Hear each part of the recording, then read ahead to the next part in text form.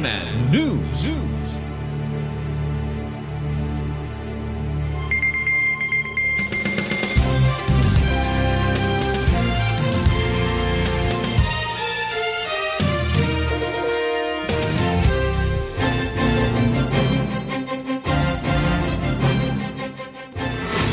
CNN Live Nationwide.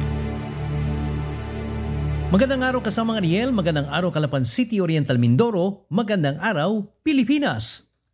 Naglaban-laban na 12 state universities and colleges mula sa Calabar Zone at Mimaropa Region sa 28 Southern Tagalog Regional Association of State Universities and Colleges o STRASUC Olympics 2025 na ginanap sa Marinduque State University mula Nobyembre 24 hanggang sa kasalukuyan.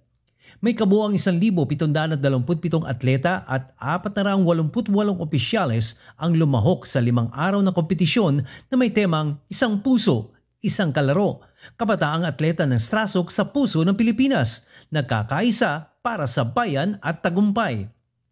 Kabilang sa mga lumahok ang Batangas State University, Cavite State University, Laguna Polytechnic University, Mindoro State University, Occidental Mindoro State College, Palawan State University, Western Philippines University, University of the Philippines Los Baños, University of Rizal System, Southern Luzon State University, Romblon State University at ang host school na Marinduque State University.